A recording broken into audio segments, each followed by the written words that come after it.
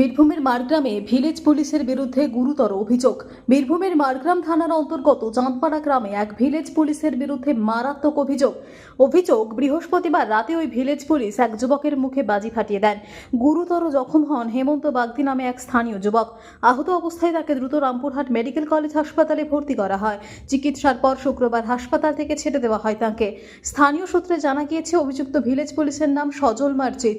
তিনি মারগ্রাম থানায় কর্মরত ছিলেন। একজন আইন রক্ষাকারী হয়ে ওই ধরনের আচরণ কিভাবে করতে পারলেন, ক্ষোভে ফুঁসছেন গ্রামবাসীরা। তাদের বক্তব্য, ঘটনায় বড়সড় দুর্ঘটনা ঘটতে পারত, তাই অভিযুক্তের উপর শাস্তির দাবি তুলেছেন তারা। ইতিমধ্যেই মারগ্রাম থানার পুলিশ গোটা ঘটনার তদন্ত শুরু করেছে। শুক্রবার গ্রেপ্তার করা হয় অভিযুক্ত ভিলেজ পুলিশ সজল মার্জিতকে। তাকে রামপুরহাট মহকুমা আদালতে পেশ করা হয়েছে। Bureau report, Tarapith TV.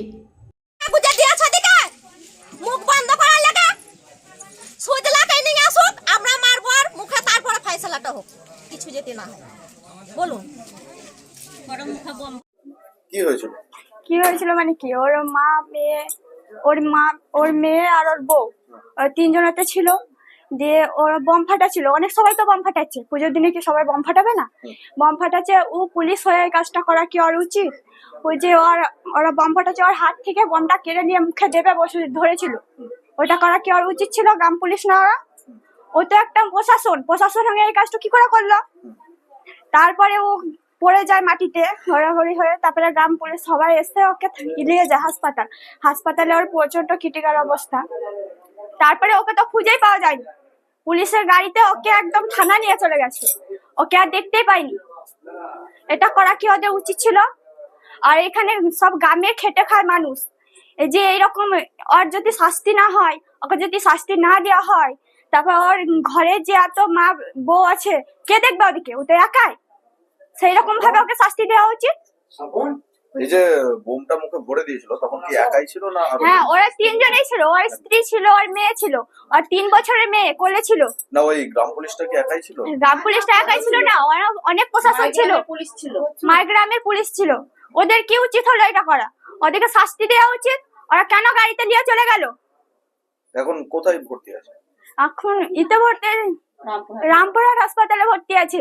Bardhaman নিয়ে যাওয়ার কথা ছিল, বর্ধমান নিয়ে যায়নি, ওখানে চিকিৎসা করেছে পুলিশের কথাতে। কি চাইছেন এখন? এখন আমরা শাস্তি চাই। আমাদের দাদা যেমন অবস্থা করেছে, ওর অবস্থা চাই। ওকে দিতে পারবে? ওকে আর ওকে যে এরকম টাকা মাখা দিয়ে যদি মুখ বন্ধ করে দেওয়া হয়, ও সারা জীবন খাটতে পারবে কোনো? তার কোনো মানে আছে? ওর মেয়ে বউকে কে দেখবে? ওর মেয়ে বউকে? ও তো খেতে পারবে না। কোথাও কি অভিযোগ দায়ের করেছেন? অভিযোগ দায়ের কি করবো? থানাতে গেছিলাম, মারগ্রাম থানা গেছিলাম। মারগ্রাম থানাতে তো এরকম ওকে করা দেওয়া হয়েছে। ওকে তো খুঁজেই পাওয়া যাচ্ছে না, তো আসছেই না সামনে। কেন আসছে না বলতে তো হবে। কি নাম?